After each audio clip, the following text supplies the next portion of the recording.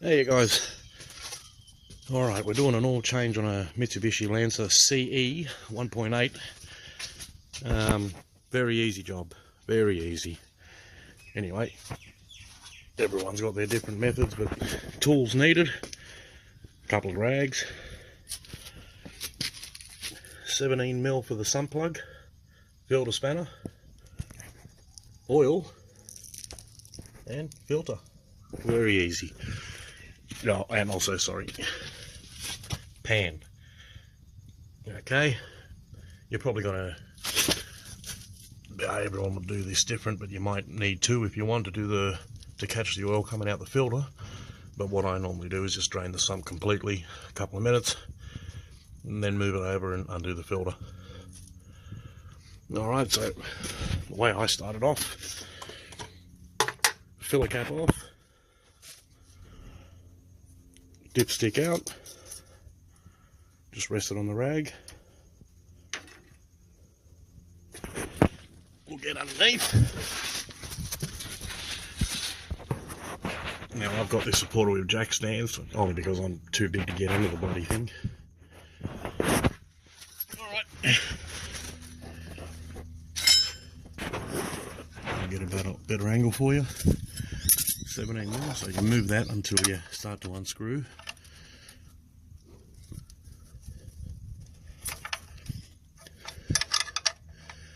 Now some of them will be tight, others will come out easy.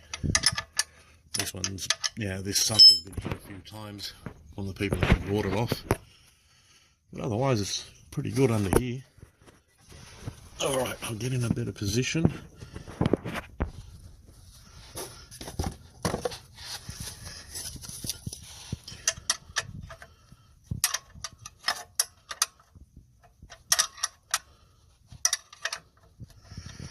Now I've already replaced the little copper washer that's in here on the last oil change, which is 5,000 Ks ago, so I know it's good for a couple more. Now, with your catch can or your tray, position it so when the oil starts to splurt out, that will catch it there. So that's roughly the distance you can see. Anyway, knowing my luck, it'll probably go past, but alright, and pushing force back in there, let it go, off you go. Now let that drain for a couple of minutes, come back to it when it's just dripping. Alrighty, I'll be back. Alright, so we've got a thin stream coming. Another advantage too is, because the sump plug's at the back of the sump, I've got this car jacked up rear end down. Also helps to drain, you know, enough of it out of the sump. Alright guys, oh, she's only dripping a little bit. Take your sump plug, give her a bit of a wipe.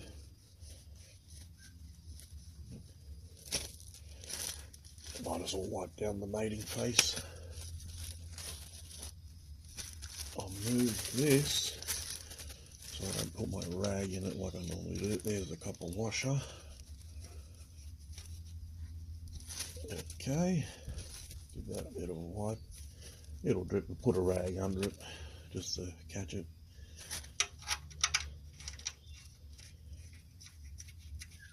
Alright, so what we'll do is we'll tighten that up now, and you don't need to put that much force into this, you know. Don't get the 2 meter long bit of pipe on the end of your spanner and reef the hell out of it. Just a good yank of the spanner at the end, and then suss it out. That's tight. Alright, now we get onto that filter. I'll put a spanner on it. Now this splash plate here, you can remove it if you want. You know, take off the wheel and get to this if you want. You don't even need to take off the wheel. You can get in there, but yeah, because it's got enough flex, my little tool does the job quite well in that small area. We'll put the pan back under the filter, and we'll start to I hand tighten these, and I have cheated. I did a couple of turns while the camera was off just to make it easier, but you get the idea. Okay, I don't need this anymore. Nice and slow. I love vertical filters. There's not much oil to wear as with those bloody horizontal ones. Just let that drain into the pan. Alright, that's stopped dripping. I'll unscrew it slowly.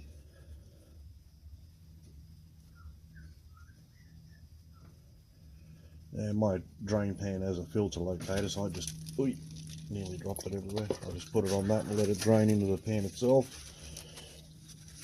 Wipe up my little mess.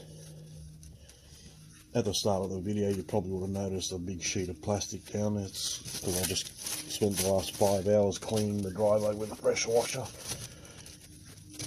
And yeah. Alright, rock and roll. That was quick. Still dripping. I'll give the filter housing a bit of a wipe down. Now, oil will continuously come out, drips and drabs of it, but as long as you wipe the face down where the filter mates, and just make sure it's nice and clean and no burrs, anything to cut the rubber. And where the spline section, where the threaded section is, to give that a bit of a wipe, check it, make sure it's alright. Yeah, it will drip. There's your filter. Then we'll put a film of oil on her. I'll move that away a little bit. And put a little bit of oil on your finger. Like that. A little bit of oil. Smear it around the rubber. A little bit on the threads.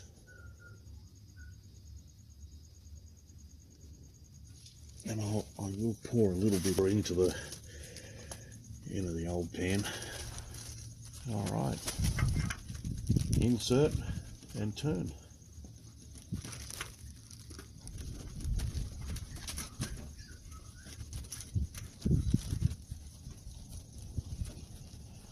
Alright, now that that's in there, I can get rid of this drain pan completely, because that's out of my way. Wiping down everything, wipe the filter down. Now I'm going to give that a few handfuls. Now everyone's strength is different, so as long as it's tight, if you need to add a bit more strength, put a rag on. If you need to add a tool, do so. I think it's once the rubber touches the face of the filter housing, then it's half a turn. But yeah, because I'm doing it hand tight, I just keep going until it stops.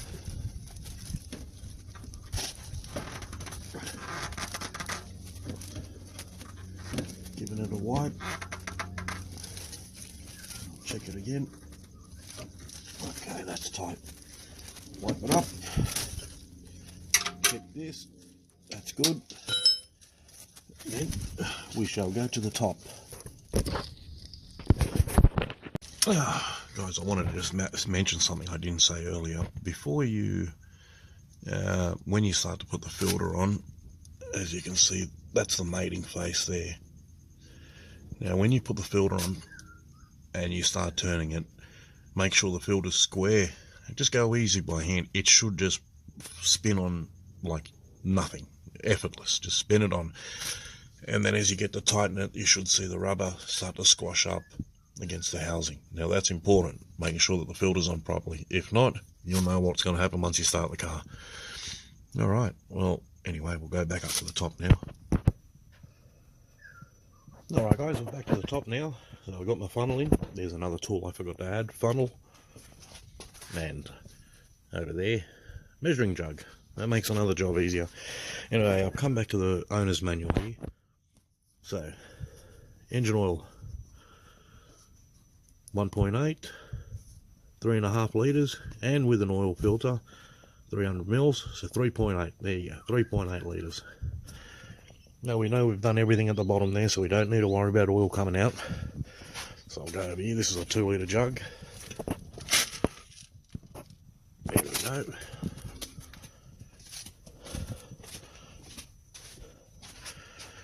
And off we go. Put our first 2 litres in.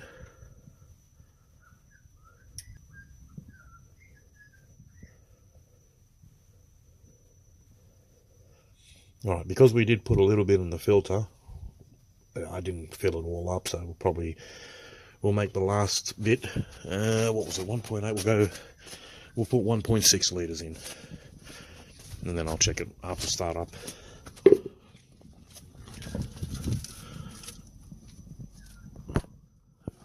got to find a better place for this.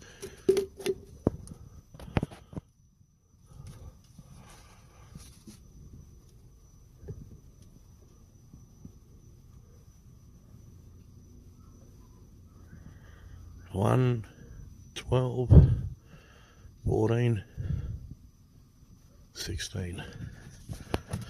Rightio.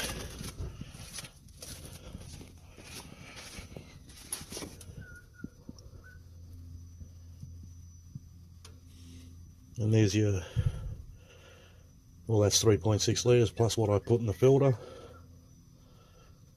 That'll be 3.750 or something, so I should be just under the max line.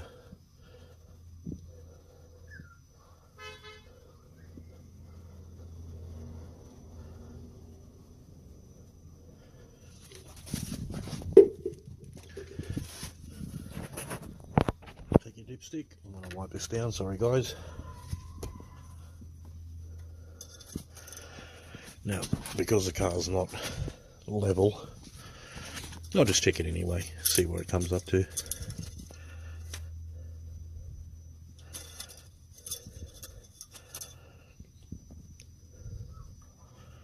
That's reading just under the max.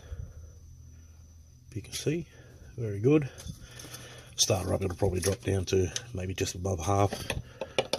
Alright, take your funnel out straight onto your rag. And then put that straight on top of your funnel, your filler. Cap back on. That's all good. Go under it, look again. Nothing coming out, you beauty. We'll go and start the old girl up. Making sure that oil light goes out. And she's gone. Let it run for a couple of minutes because I'm doing more jobs. I'll keep the car up in the air and I'll check the oil once the car's level. But guys, that's it. That's an oil change done. Awesome. Alright, next is fuel filter. I'll show you how to do that later. Thank you. I forgot to add something. Now that you've started it, might as well check your filter to see if there's any oil. Then you know you've done a good job. Sump plug's good. While you're there, just check how everything's moving around without getting your hair caught in it. That's your air conditioning pulley there. Crank pulley. Up the top's an idler, and above that, power steering. And on that side, which I'll have to somehow do from this angle, as you can see,